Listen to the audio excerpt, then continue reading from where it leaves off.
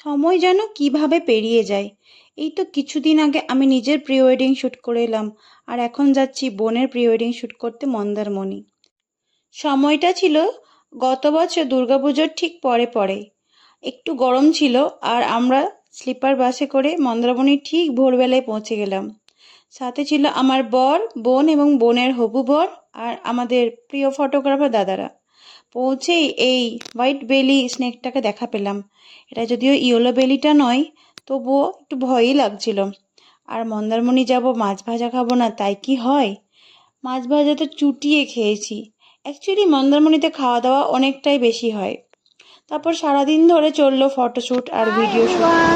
পাহাড় আমার খুব পছন্দ, সমুদ্র আমার খুব ভালো লাগে। একটা শান্ত সমুদ্র পায়ের নিচে ঘুরে বেড়াই, তখন এত রোদের মধ্যে খালি মনে হচ্ছে ওই জলে গিয়ে ঝাঁপিয়ে পড়ি। যে আমার বর ওখানে লাল টুপি পরে, ওই যে ওরও মনে অনেক ইচ্ছা হয়েছে জলে ঝাঁপানোর। পাহাড় যেমন আমার ভীষণ পছন্দের, সমুদ্র ঠিক অতটা নয়, জলে ভয় পাই বলে। তবুও মন্দারমণি আমাকে খুব টানে। একটু ডাবের জল খেলাম, তারপরে একটু বিকালই হয়ে গেছিল লাঞ্চ করতে। আর দেখো মাছগুলো কেমন ঘুরে বেড়াচ্ছে, জোয়ার ভাটাতে মাছগুলো সামনে চলে আসে। সেই দিন সন্ধ্যাবেলাতেও শ্যুট হয়েছিল। তারপরে একটু বাজার ঘুরে আমরা পরের দিন সকাল সকাল চলে এসেছিলাম বাড়ি। কেমন লাগলো ব্লগটা অবশ্যই বল।